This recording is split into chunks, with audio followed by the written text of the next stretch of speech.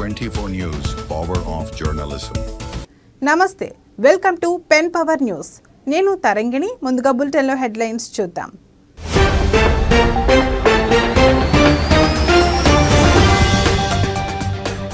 Betting యాప్ల ప్రచారం కేసులో ఈడీ ఎదుట హాజరైన ప్రకాష్ రాజ్.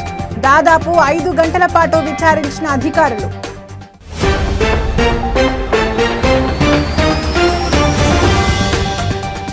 ఈడీ అదుపులో తలసాని మాజీ ఓఎస్డీ కళ్యాణ్ కుమార్ ఇంట్లో ఈడీ అధికారుల సోదాలు.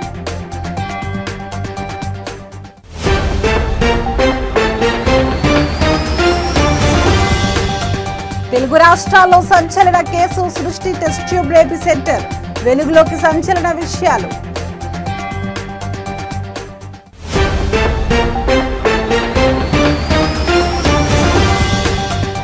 అధికార మదంతో వీధి రౌడీలా మారిన టీడీపీ నేతలు. పారిశుధ్య కార్మికురాలిపై కఠారి ఉమామహేశ్వరరావు దాడి.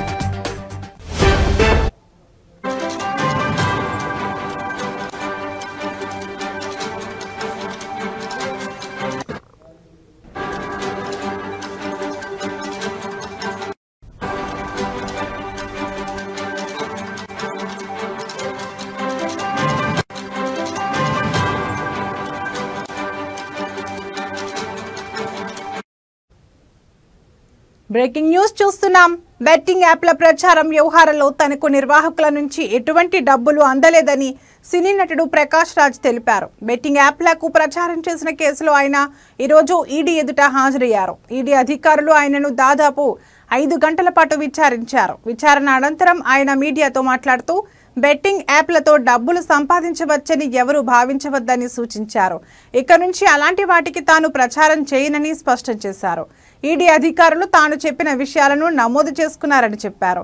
తనను మరోసారి విచారణకు రావాలని ఇప్పుడైతే చెప్పలేదని అన్నారు.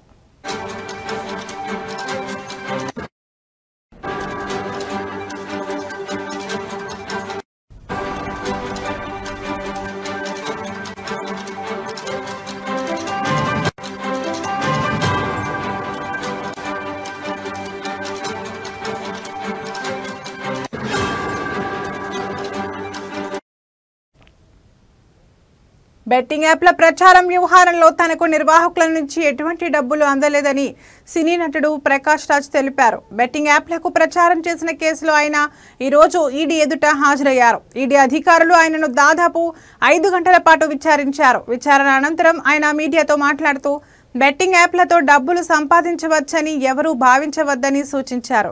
ఇక నుంచి అలాంటి వాటికి తాను ప్రచారం చేయనని స్పష్టం చేశారు. ఈడీ అధికారులు తాను చెప్పిన విషయాలను నమోదు చేసుకున్నారని చెప్పారు. తనను మరోసారి విచారణకు రావాలని ఇప్పుడైతే చెప్పలేదని అన్నారు.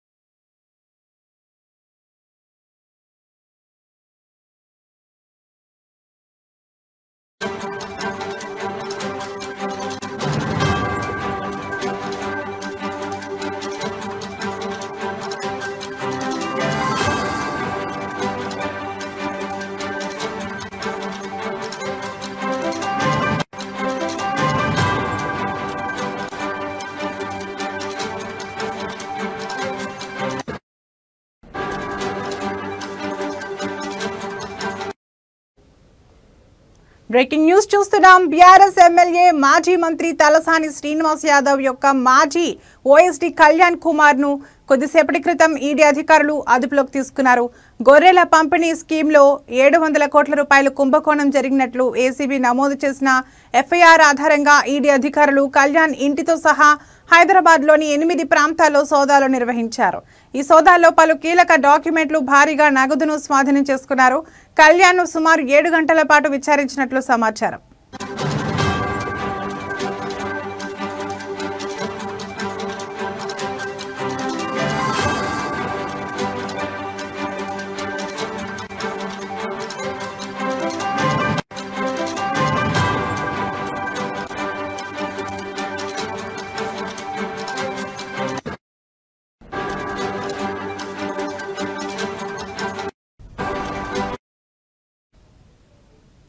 ఈ కేసు గత ప్రభుత్వం హయాంలో అమలు చేసిన గొర్రెల పంపిణీ స్కీమ్లో జరిగిన ఆర్థిక అక్రమాలకు సంబంధించినది కాగా ఈ స్కీమ్లో 700 కోట్ల రూపాయల నిధులు దుర్వినియోగమైనట్లు ఏసీబీ ఆరోపించింది. Kalyan Kumar Telangana livestock development agency CEO Sabhavat రామచందర్తో కలిసి నకిలీ లబ్ధిదారుల పేరిట భారీగా నిధులను దారి మళ్లించినట్లు ఆరోపణలున్నాయి. ఈ కేసులో ఇప్పటికే పలువురు అధికారులు మధ్యవర్తులు అరెస్ట్ అయ్యారు.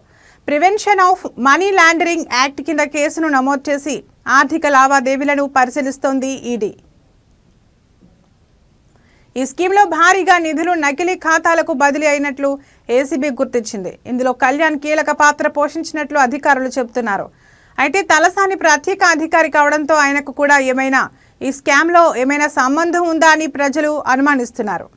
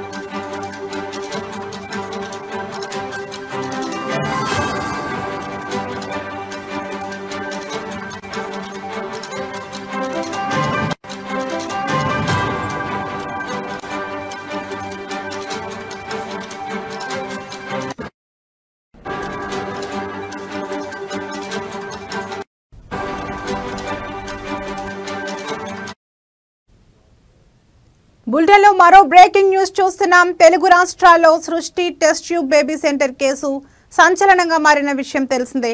అనుమతులు లేకుండా సరోగసి చేయడమే కాకుండా అక్రమంగా స్పెర్మ్ సేకరించి దాచిపెట్టారు. దీంతో కేసు నమోదు చేసుకుని దర్యాప్తు చేసిన పోలీసులకు సంచలన విషయాలు వెలుగులోకి వచ్చాయి. సెంటర్ నిర్వాహకులు సికింద్రాబాద్ రైల్వే స్టేషన్ పరిసరాల్లో ఫుట్పాత్లపై ఉండే బిచ్చగాళ్లకు బీరు బిర్యానీ, చదువుకున్న వారికి 4000 రూపాయలు ఇచ్చి పోర్న్ వీడియోలు చూపించి వీర్యం సేకరించినట్లు గుర్తించారు. అండం కోసం మహిళా అడ్డా కూలీలకు 25,000 రూపాయలు చెల్లించినట్లు కూడా వెల్లడైంది. ఈ విచారణను మరింత లోతుగా చేసేందుకు సృష్టి నిందితుల కస్టడీపై పోలీసు అధికారులు కోర్టును ఆశ్రయించారు. ఈ కస్టడీ పిటిషన్పై ఈ రోజు మధ్యాహ్నం వాదనలు ముగిశాయి. ఈ సంచలన కేసు సృష్టికర్త అయిన డాక్టర్ నమ్రత కుమారుడు జయంత్ను వారం రోజులు కస్టడీకి ఇవ్వాలని పోలీసులు కోర్టులో కోరారు. ఇరువైపుల వాదనలు విన్న సికింద్రాబాద్ కోర్టు రేపు తీర్పు ప్రకటించనున్న స్పష్టం చేసింది.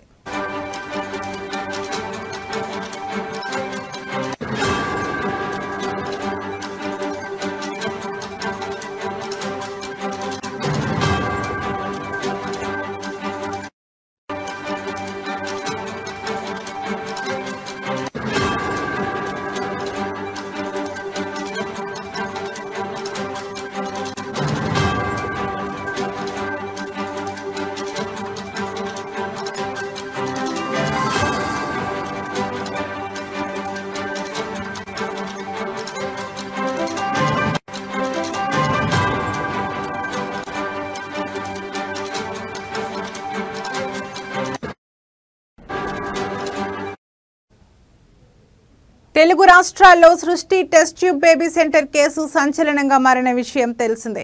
అనుమతులు లేకుండా సరోగసి చేయడమే కాకుండా అక్రమంగా స్పెర్మ్ సేకరించి దాచిపెట్టారు. దీంతో కేసు నమోదు చేసుకుని దర్యాప్తు చేసిన పోలీసులకు సంచలన విషయాలు వెలుగులోకి వచ్చాయి.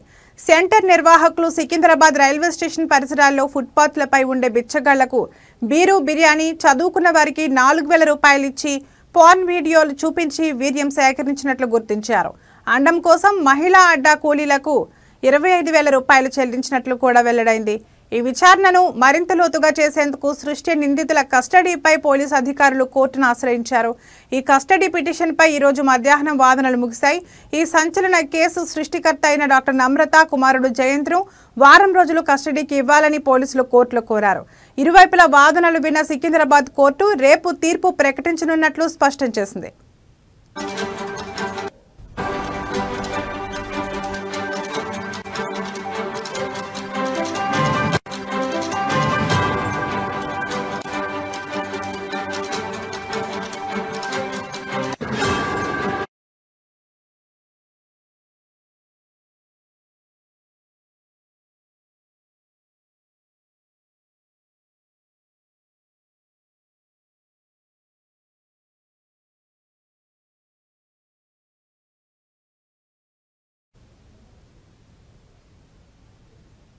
ఎన్టీఆర్ జిల్లా పారిశుధ్య కార్మికురాలు నిరసన చేపట్టారు.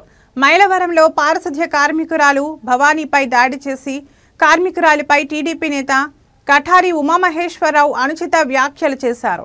తమనే ప్రశ్నిస్తావా అంటూ కారుతో పారిశుధ్య కార్మికురాలు భవానీని ఢీకొట్టారు. దీంతో టీడీపీ నేతపై చర్యలు తీసుకోవాలని కార్మికులు ఆందోళన చేపట్టారు. తనపై దాడి చేసిన టీడీపీ నేతను అరెస్టు చేయాలని డిమాండ్ చేశారు.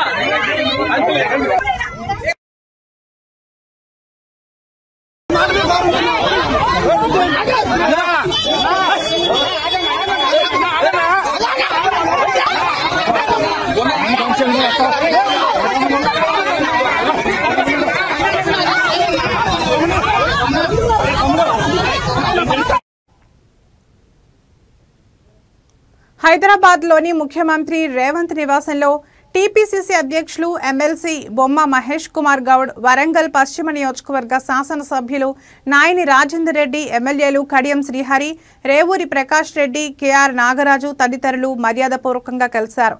ఈ సందర్భంగా ముఖ్యమంత్రి రేవంత్ రెడ్డిని కాజీపేట ఉర్సు ఉత్సవాలకు ఆహ్వానించారు.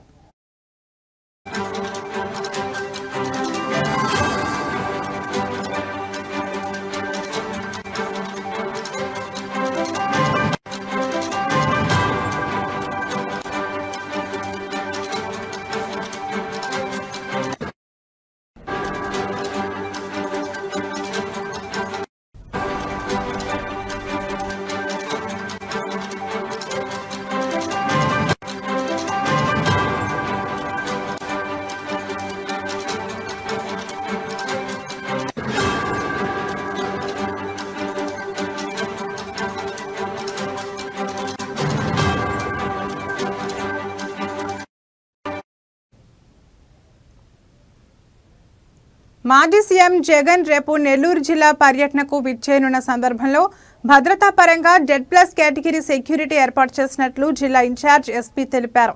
హెలిప్యాడ్ అనుమతులు కూడా జారీ చేయడం జరిగింది. జగన్ కు పూర్తి స్థాయి Z+ భద్రత కల్పిస్తున్నామని పేర్కొన్నారు. ఉదయం 10 గంటలకు చెముడుగుంట హెలిప్యాడ్ వద్దకు చేరుకుని అక్కడి నుంచి మాజీ మంత్రి కాకాని గోవర్ధన్ రెడ్డిని నెల్లూరు సెంట్రల్ జైల్లో ములాఖాత్ చేయనున్నట్లు తెలిపారు. అనంతరం నెల్లూరు టౌన్లోని మాజీ ఎమ్మెల్యే ప్రసన్న కుమార్ రెడ్డి నివాసానికి వెళ్లి కలవనున్నట్లు పేర్కొన్నారు. ప్రస్తుతం 30 పోలీస్ యాక్ట్ అమలులో ఉన్నందున ఊరేగింపులు, సభలు, బైక్ ర్యాలీలు, రోడ్ షోలు నిర్వహించడానికి అనుమతులు ఇవ్వలేదని చెప్పారు.